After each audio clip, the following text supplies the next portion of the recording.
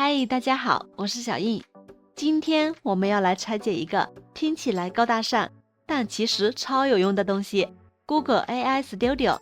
你可能听说过谷歌那个超厉害的 Gemini AI， 但点进 AI Studio 一看，是不是瞬间感觉我是谁？我在哪？这都是啥？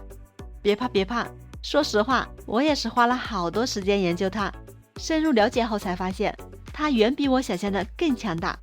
就像，给你的大脑装了个超级外挂，一旦你掌握了它的任督二脉，无论是提升工作效率，还是搞点好玩的 AI 小玩意儿，都将解锁新世界的大门。所以本期小印浓缩版精华教程来咯，帮你省下大把研究时间。我会用最接地气的方式带你搞懂每个功能，还会给你们看一些超有趣的实际操作。好啦，废话不多说，我们正式发车。第一次打开 AI Studio， 主界面长这样。虽然按钮有点多，但别慌，我会带你一步步熟悉它们。这是我们的主战场，大部分时间都在这玩耍。下面是谷歌发布的一些新的功能动态。左边是我们的功能菜单，默认打开的是聊天功能，就跟和朋友发消息一样，直接在这打字，和Gemini的模型唠嗑，问问题，让它写东西等基础操作都在这搞定。实时流这个功能就更高级了，你可以通过它和 AI 进行实时的语音对话，比如和 AI 进行辩论，一起刷视频，手把手指导你完成工作内容，都可以通过它来实现。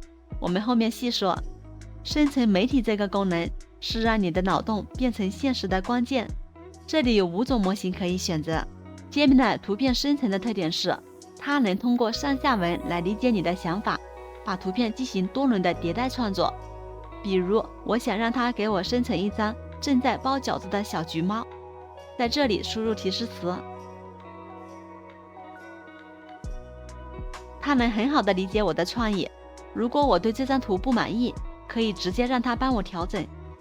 比如，小猫手上拿着一根擀面杖，这2张图几乎没变，就是手上多了一根擀面杖。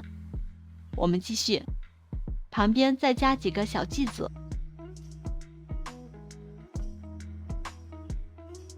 经过多轮迭代，这张图就越来越符合我的预期了。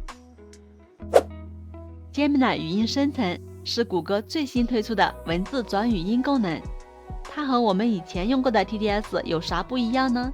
Gemini 的厉害之处在于它的自然度和可控性，它生成的声音非常流畅自然，几乎听不出是机器合成的。我们来看一下核心的操作界面，模式这里可以选择一种声音还是多种声音进行对话。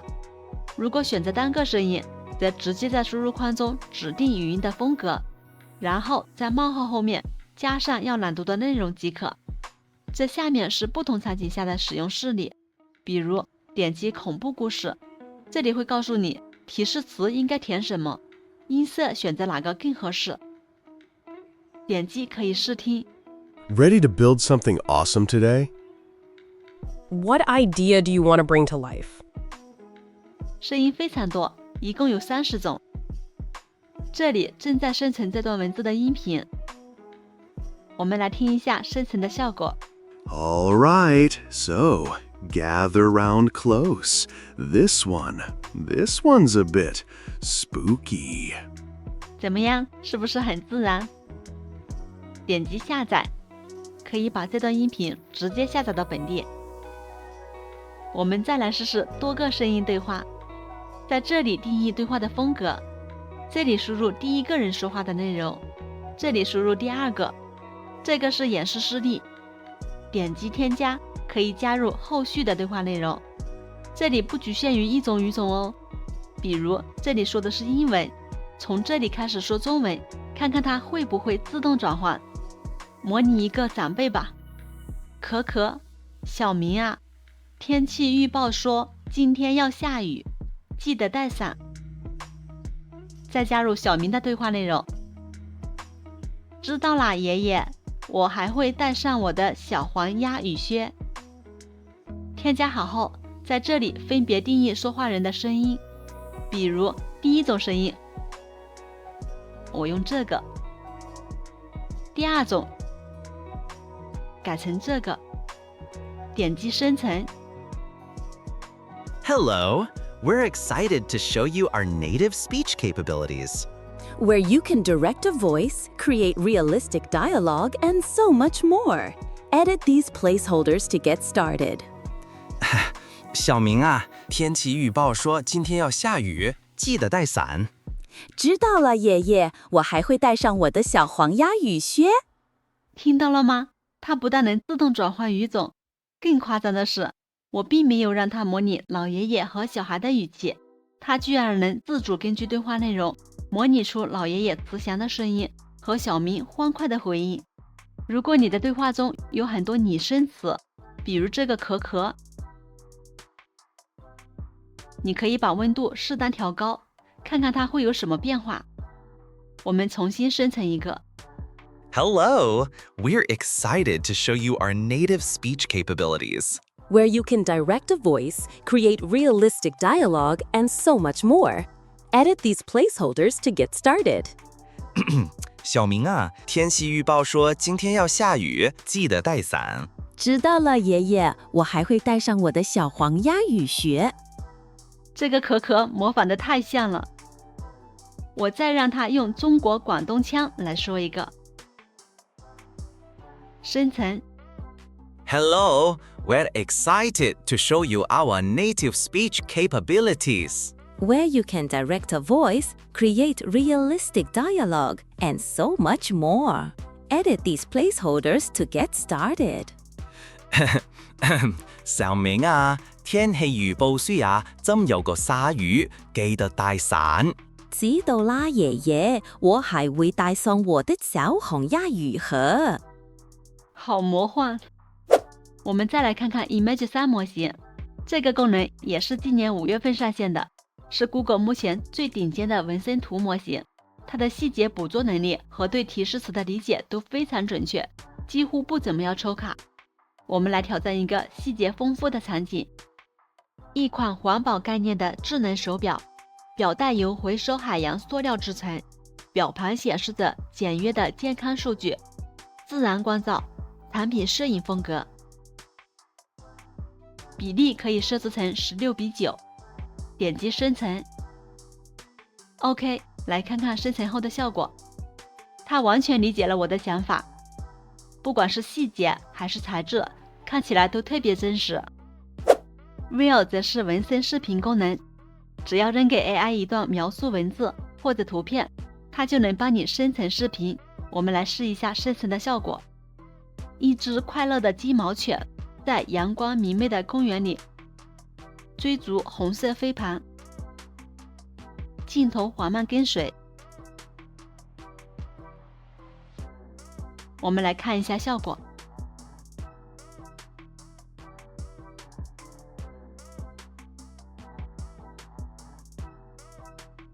好真实，完全看不出是 AI 生成的。我们再试一个风景的。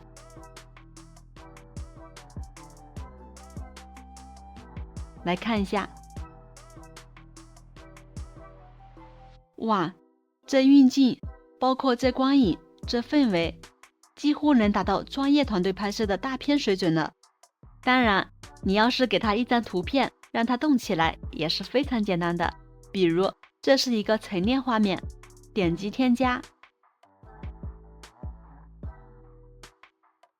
生成。它能准确理解画面中的场景，生成的动作非常真实，而且自然。Lyria Realtime 是专门为那些在电脑上制作音乐有一定了解的人设计的。你会看到界面上有很多圆形的按钮，每个按钮都代表一种音乐风格、乐器或者节奏，比如古鱼贝斯、后朋克、韩国流行等等。调节后可以把多种元素进行组合，点击界面底部这个大大的按钮进行播放， AI 就会根据你的选择帮你创作一段包含这些元素的 MIDI 数字乐谱。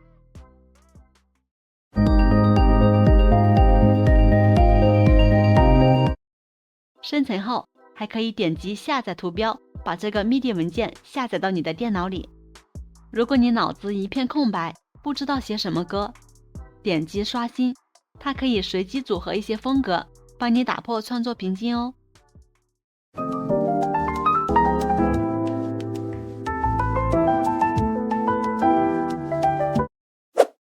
Build 里面展示了一些 AI 应用实例。如果你以后想自己做 AI 应用，可以点击这个获取 API 密钥，然后到这里来找找灵感，比如 AI 聊天机器人，我们刚刚体验的音乐控制器，还有一些其他有趣的小程序，比如这个程序，它会通过大量小猫咪插画来解释某件事物。点击详情，左边是需求输入框，如果你想添加或修改这个程序的代码，可以直接在这里提要求。中间是这个程序的代码，右边可以直接体验这个程序。我们把需求框和代码都收起来。这3个是默认提示词，直接点击，这里就会生成一组卡片来给我们解释我们刚刚提出的这个问题。你也可以在这里自行提问，比如蝴蝶成长的过程。输入后，一组蝴蝶化茧成蝶的插图就生成好了。从小蛋孵化成小虫子，开始吃桑叶，再慢慢长大，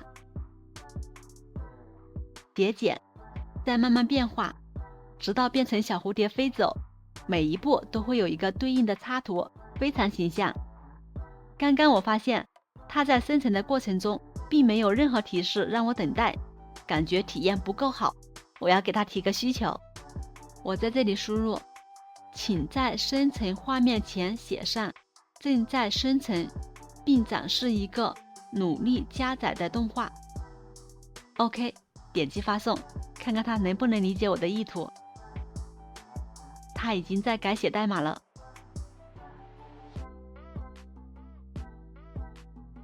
完成编写，我们看看它刚刚做了哪些修改。我将更新应用程序，在内容生成前实现正在生成，并带有加载动画。哇，它能理解我的需求耶！再看看它的修改计划：1. 修改前端代码； 2. 修改代码逻辑。我们来测试一下改动后的效果。正在生成的提示出来了，它确实给我加了一个小动画。诶，居然还加了生成进度。插画加载成功了，这个动画提示就隐藏了。哇，它真的好厉害！它不但理解了我的需求，而且还帮我把需求优化的更合理了。我只是简单的跟他说来个正在生成的动画，他居然把完成进度和完成后应该执行的操作都给我想到了。程序员大佬们可以来玩一下这个功能，点击下载就可以直接把这个程序的源代码扒下来研究。历史记录这里可以查看之前所有聊天记录，但要注意它默认是不会保存的，需要点击右上角的设置图标，把这个自动保存开关打开。如何让 AI 听懂人话？最简单的就是在中间大框框里打字提问，这叫普通提示，就是让 AI 立刻帮你做事。但是想让 AI 更听话、更智能，就得给 AI 立规矩、定人设，告诉他你现在是什么角色，帮我做什么事情，注意这些点，这样它就不会跑偏。这招真的太重要了。那怎么写出让 AI 秒懂的提示呢？我总结了一个超好记的框架，叫做 Craft。 对，就像手艺人一样，精心打造你的 AI 指令。背景，告诉 AI 这是什么场面，给谁看，有啥前提。角色，你希望 AI 扮演谁？一个宇航员，一只猫，还是一个毒舌影评人？行动，具体要 AI 干啥？总结，画画。格式，输出结果要啥样？列表、日记还是邮件？语气，希望 AI 说话啥味儿？专业的、幽默的、温柔的，还是渐渐的？意思差不多懂了。我们来看个用 Craft 打造的例子。假设我想让 AI 帮我的狗儿子写个社交媒体帖子，角色假装你是我家边牧，用你自己的口吻说话。行动，写一个有趣的小红书帖子。格式，像个日记。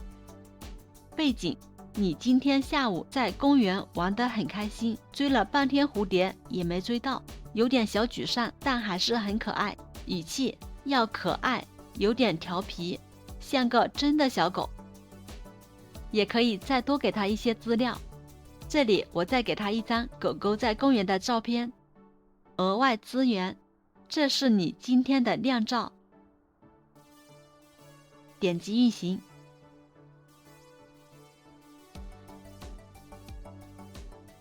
先来一嗓子，铲屎官，各位小哥哥小姐姐，晚上好呀！本汪今天可累坏了。然后就开始了。今天天气好到爆炸，阳光暖洋洋的，风吹在毛上，舒服的我想打个滚儿。铲屎官看我摇尾巴，摇得像个电动小马达，就带我去了最爱的公园。这开场白真的很像我们小时候写的日记。一进公园我就撒了欢，冲呀，闻闻这棵树，标记一下那棵电线杆，画面感瞬间就有了。然后我就看到了它们，一群五彩斑斓的小东西，翅膀一扇一扇的，在花丛里飞来飞去，是蝴蝶。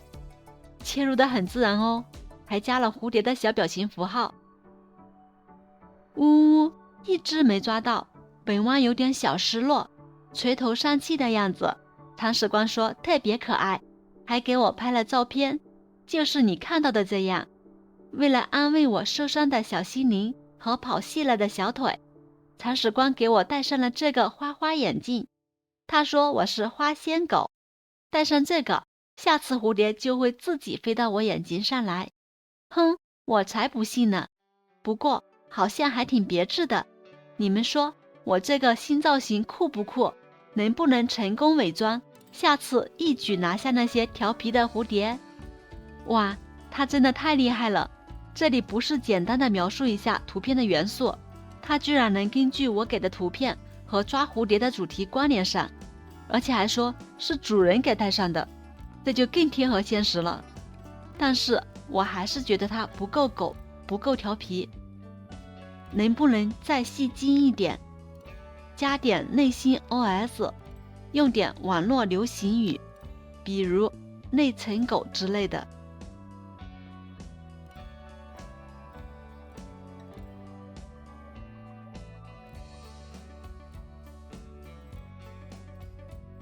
还是先好一阵。家人们谁懂啊？本汪今天直接累成狗，真的是字面意义上的那种。开场有点搞笑哦。第二个阳光好到不像话，铲屎官那个大聪明终于开窍，带本汪去公园放飞自我啦，呜呼起飞，确实比之前那版要吸睛很多。遇到了那群飞来飞去的小妖精蝴蝶，哇塞，移动的逗猫棒啊，啊呸，逗狗棒，这个太有意思了。追了半天，舌头都快当地毯了，一只都没带到，当场就有点 emo 了。本汪的 KPI 啊，今天颗粒无收，小丑竟是我自己。你们说我这个造型下次能不能把蝴蝶直接迷晕？在线等，挺急的，真的是全程高能，特别自然。看到了吧？用 Curve 的框架就能一步步把 AI 调教得更符合你的要求。加入照片，它还能把图片中的内容融入到日记里。不过按这种方式输入，如果我下次还想写一份同样的内容，我需要一直往上翻，到这里来复制这个框架内容。而且经过多轮对话后，它可能就会忘了它是一条狗。这种情况，我们可以使用上面这个系统指令功能。那系统指令怎么用这个框架呢？重点放在背景、角色、格式和语气上。比如，我们来设定一个毒舌电影评论员 AI。角色：你是一位风格犀利、幽默、毒舌的电影评论员。行动：你的任务是评价电影，一针见血地指出优缺点。格式：先给个1到5分的犀利评分，然后是评论，每条评论控制在150字左右。背景：你的评论主要面向喜欢快节奏、有趣内容的年轻观众，避免剧透关键情节。语气：犀利、幽默、毒舌、有梗。好，人设和剧本定好了，现在我随便丢给他一部电影名字，他就得按照这个风格来。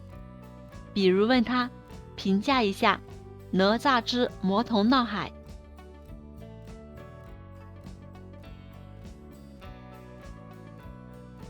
先打个分，资辛半，扣半分怕他骄傲，也怕我马屁拍太响闪了舌头。这片子简直是国产动画的意外怀孕，本以为又是个营养不良的早产儿，结果生出来个3头6臂的混世魔王，一脚把国漫崛起的牌匾从 ICU 踹进了健身房。烟熏妆、胯裤、手插兜，这小哪吒简直是每个被现实毒打的社畜心中那个去他 X 的老子不认命的嘴替。特效不5毛，起码值50块。打斗场面燃到你怀疑人生，只想当场给导演磕一个。当然剧情嘛，经典 IP 再创作，有些地方的逻辑大概是被敖丙的水淹了，但瑕不掩瑜，爽就完事了。看完就想喊我命由我不由天，明天上班我装病，是不是有那味了？随便再丢给他一部电影，他永远都不会忘记自己毒舌影评员的身份。如果下次我再想找这个框架内容，直接展开系统指令就可以啦。学会了怎么跟 AI 对话，接下来我们来看看右边的工具箱。这些是让 AI Studio 区别于普通聊天机器人的法宝。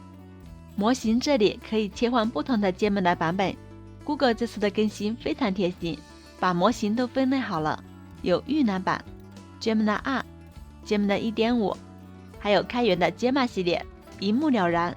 想玩最新最前沿，甚至带点实验性质的模型，那认准 Preview 这个分类就对了。目前预览版里的3大明星就是最新的 Gemini 2.5 系列啦。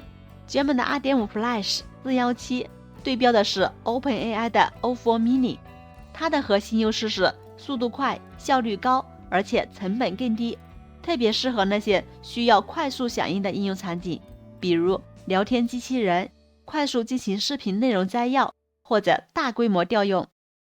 Gemini 2.5 Flash 520是4月17日发布的这个版本的更新和改进版，和417版本相比，它的推理能力更强，而且效率更高，表现也更稳定。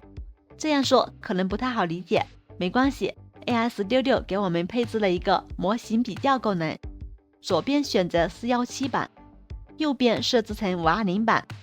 我们输入同一个问题，让2个模型 PK 一下。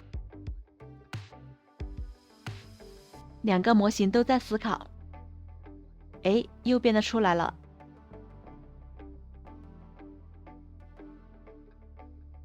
好，左边也开始出结果了。右边的响应效率确实更高。我们来看看输出结果。思考一个既是超能力又最没用，甚至可能有点烦人的能力。他确实有在思考的。下面是他给我们列出的满足条件的几个超能力。最后他给我们推荐了一个他认为最没用的超能力。我们来看看，应该是第1条。为什么最没用？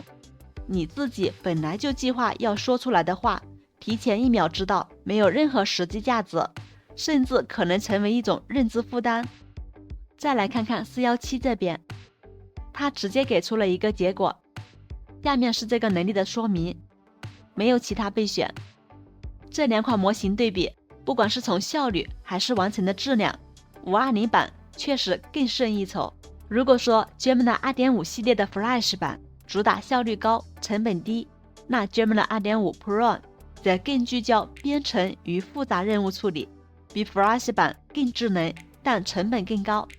Gemini 2.5 Pro 也是今年5月份发布的，目前被评为编码能力最强的 AI 模型，在 LM Arena 编程排行榜上位列第一。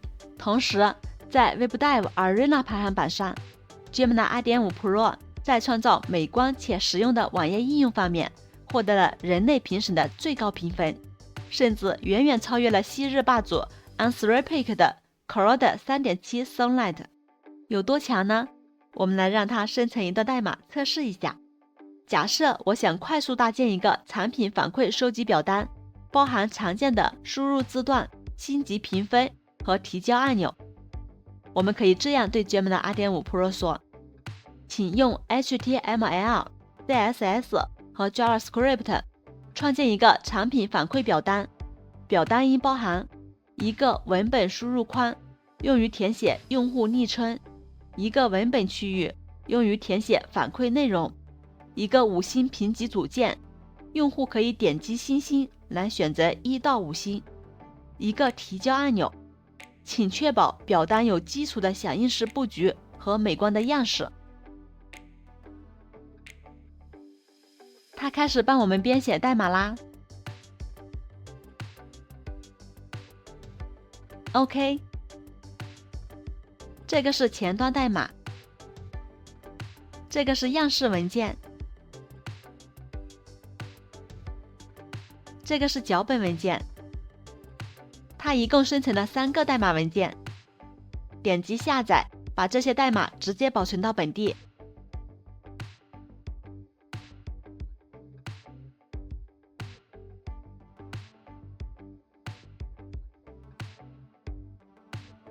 双击打开，不到1分钟，我们就能得到一个构建完整且可交互的网页应用。点击提交，它还给我们做了空字符串验证提示。这个交互做得不错哦。这个屏星也做了交互逻辑，鼠标放上去后会高亮显示。全部输入完成后，点击提交，提交成功。平时我们开发一个这样的页面，需要手动查看设计文件，检查各个组件匹配的颜色、字体、内边距、外边距和边框等样式属性，然后手动编写这些代码。而现在你只需用简单的语言向模型表达需求，模型就能构建出你想要的应用程序。除了 Gemini 2.5， Gemini 1.5 系列也很能打，是之前的主力。Gemma 系列则是谷歌开源的模型。如果你不确定用哪个模型合适，每个模型旁边都有信息卡片，告诉你它的特长、调用 API 的价格、知识截止日期，甚至还有调用频率限制和延迟信息。有了这些，还怕选错模型吗？ Token 点数指的是当前聊天窗口上下文一共用了多少 token。 Gemini 的这个上下文窗口超大，为它几本书都没有问题，更别说我们日常的对话了。想想我们要是在这个窗口聊出几本书的内容，看都得看好几天，所以完全不用担心它会用完。温度主要控制 AI 的放飞程度，温度低它就一本正经，温度高它可能就天马行空，给你惊喜或惊吓。一般默认值就挺好用。打开结构化输出会让 AI 说话更有条理，这个对需要整理信息或者做应用的朋友太友好了。你可以强制 AI 按你的规定直接生成结构化的 JSON 数据，比如我在提示框中输入，请帮我列出目前全球知名的 AI 大模型公司，提取所有公司名称、关键模型、模型介绍、公司简介以及排名，按知名度进行排序。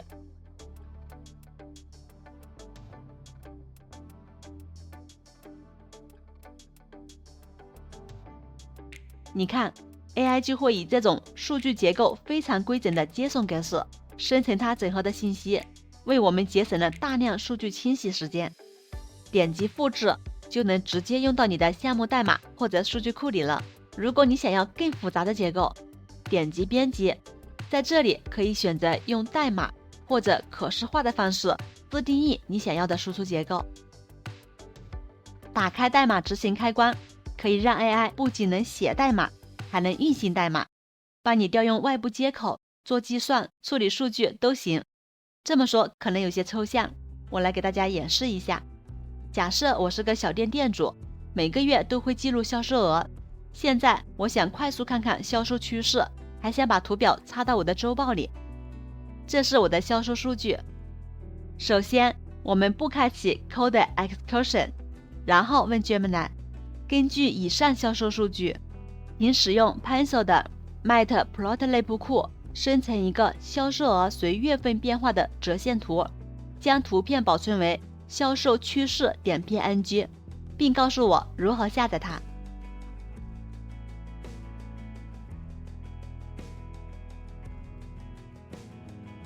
看 AI 能理解我的意思，并告诉我应该怎么做，比如怎么运行代码，去哪里下载我要的图片，但不会自动执行代码，直接把它画出来。同样的问题，我们打开代码执行，看看它会怎么做。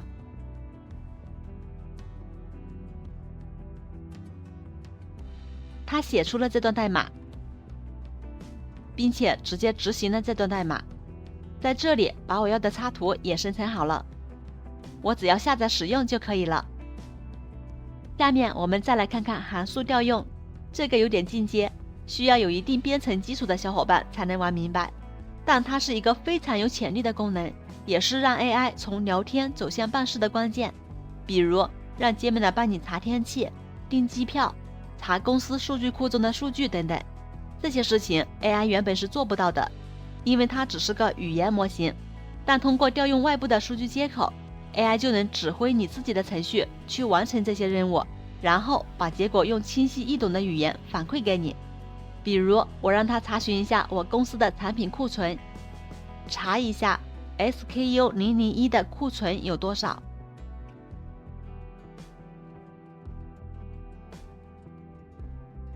它会告诉我，它无法直接访问特定公司的库存系统或数据库。但是如果我使用函数调用，告诉它在什么情况下应该对接外部数据，以及如何调用，我再问它，它就会获得一组类似这样的接手数据，再回答我，就能给出很准确的信息。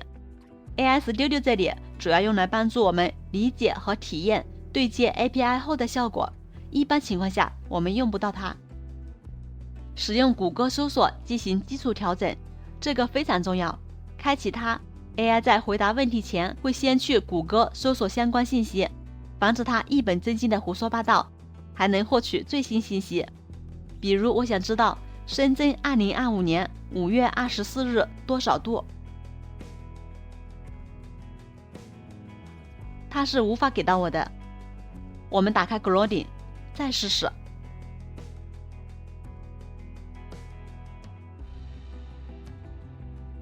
它不但能给到我详细的气候信息，还附带了信息来源链接，点击可以直接跳转到信息源页面。URL Context 这个也是 AI Studio 在这次更新时发布的实验性功能。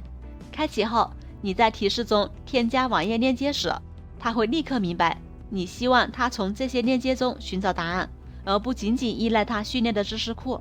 你也可以结合谷歌搜索功能一起使用，模型会先在网上搜索相关资料，然后通过你提供的链接内容来进行更深入的理解，最多可以同时喂给它20个链接进行分析。高级设置这里主要对 AI 输出的内容做出限制，比如不让它输出有关色情、暴力方面的内容。输出的内容中一旦包含特定的词，就立马停止输出后续的内容，限制输出的长度，以及限制 AI 说一些与问答无关的词。在日常使用中，一般保持默认设置就行。AI Studio 里我个人觉得最炸裂的功能，那必须是实时流。你可以用麦克风和它聊天，用摄像头让它看东西，或者共享你的屏幕。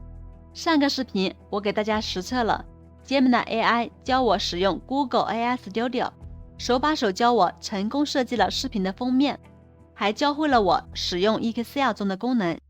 这期我们再来点别的，让它教我优化我的电脑，看看 AI 老师能不能教会我。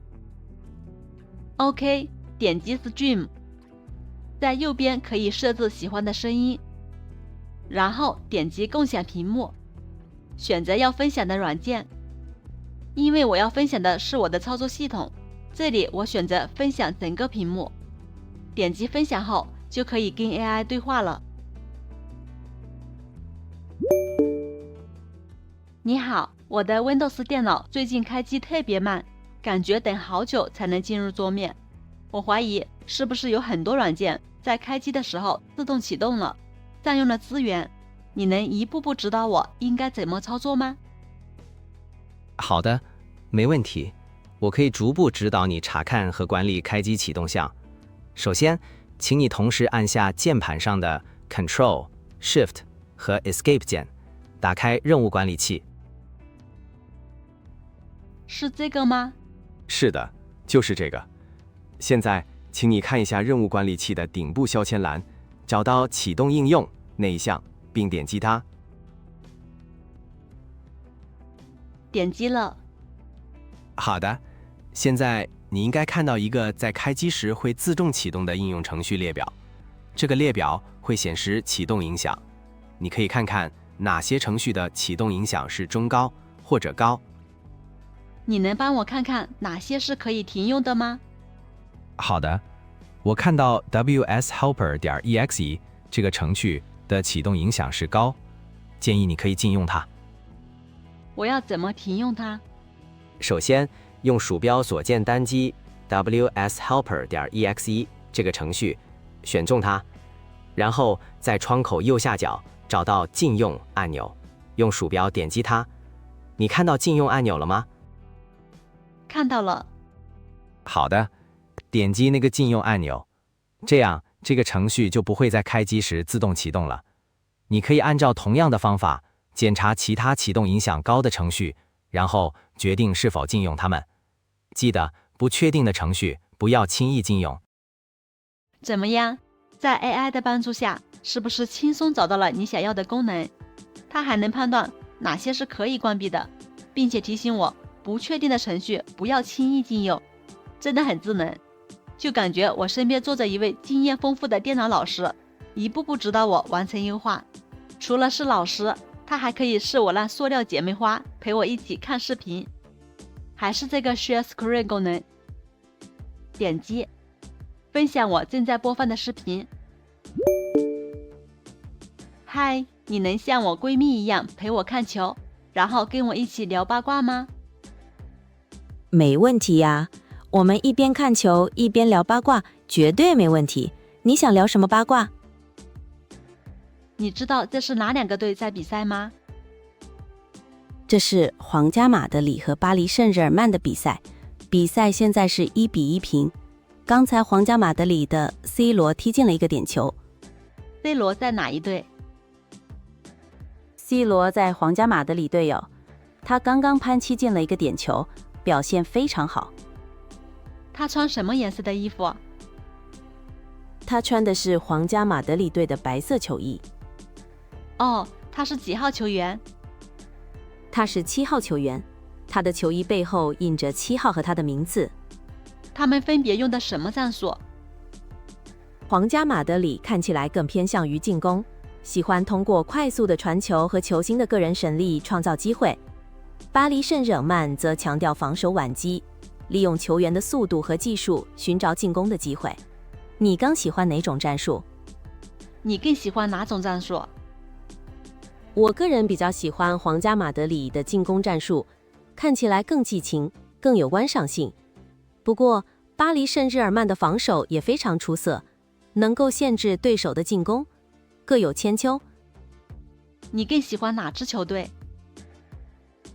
如果一定要偏向一个队伍，我可能会更偏向皇家马德里，因为他们的进攻风格真的很吸引人，而且他们有很多出色的球星，观赏性很强。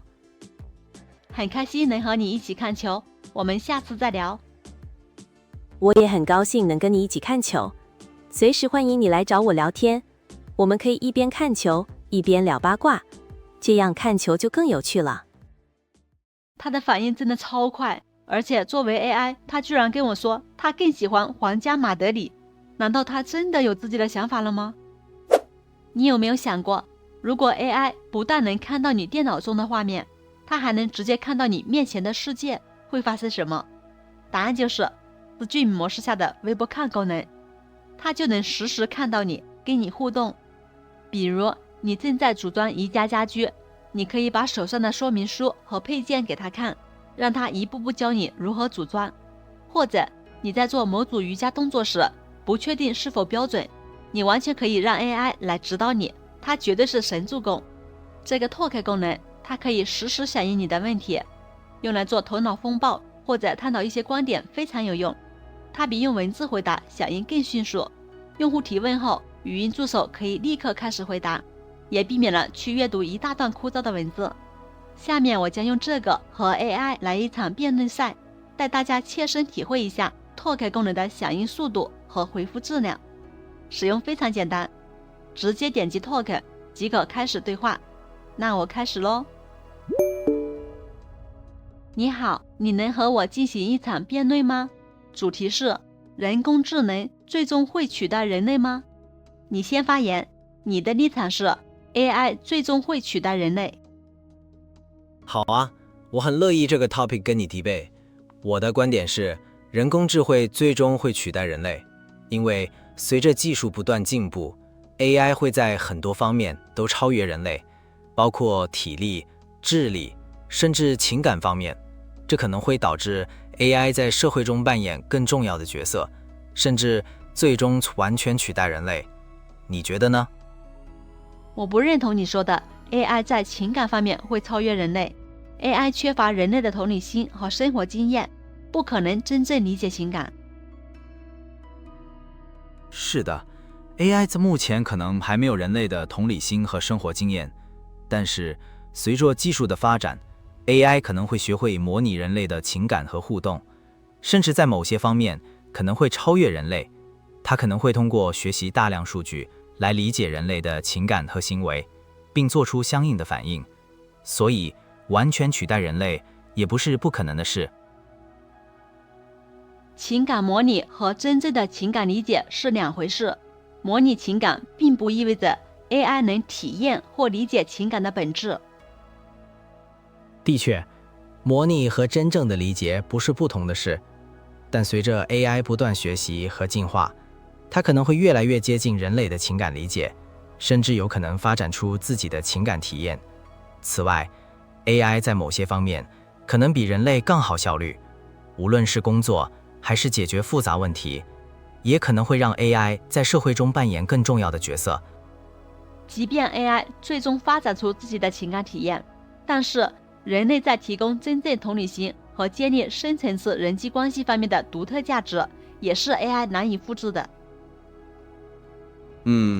我肯认，人类在同理心和人际关系方面确实有独特的价值，但是 AI 也可能会发展出新型的交互方式来满足人类的情感需求。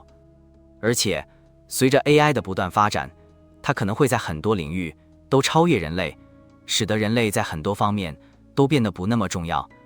这可能会导致 AI 最终取代人类。就算 AI 发展出了新型的交互方式来满足人类情感需求，但是人类更擅长处理复杂的道德问题，并确保事情是公平的。人类在道德圈断方面确实有优势，但随着 AI 不断进步，它可能会学会处理更复杂的道德问题，并做出更公正的判断。而且 AI 在某些方面可能会比人类更客观，不受情感或偏见的影响。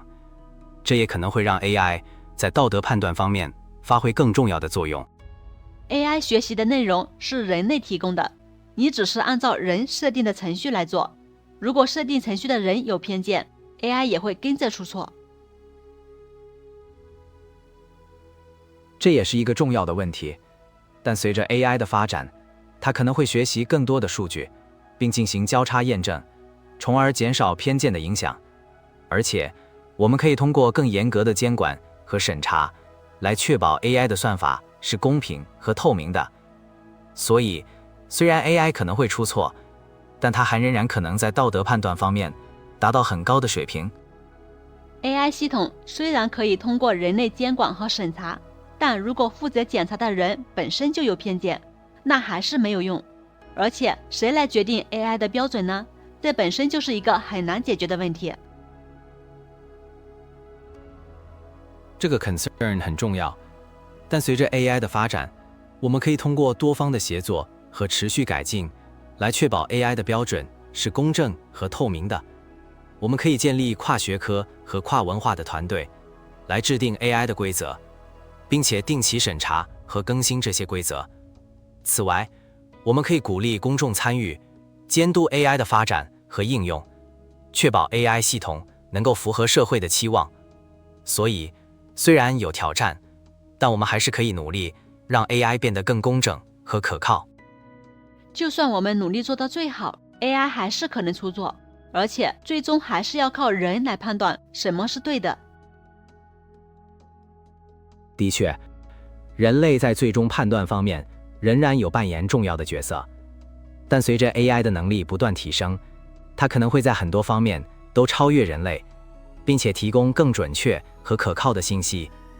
最终，人类和 AI 可能会协作，各司其职，来解决更复杂的问题，甚至有可能发展出一种新型的智能，结合人类的情感和 AI 的逻辑，这可能会创造一个更美好的未来。这场辩论真的让我有点脊背发凉，又不得不佩服 AI 的逻辑自洽。大家听到了吗？ AI 的回答冷静、理性，并且能与我们进行深度对话，将他的观点传递给我们。这种冲击力远非冰冷的文字所能比拟的。好啦，以上就是本期关于 Google AI Studio 的全部内容，感谢大家的收看。如果你觉得这期内容对你有帮助，请务必给我一个大大的赞，也别忘了订阅我的频道，解锁更多 AI 玩法和干货分享。我是小印，我们下期视频再见，拜拜。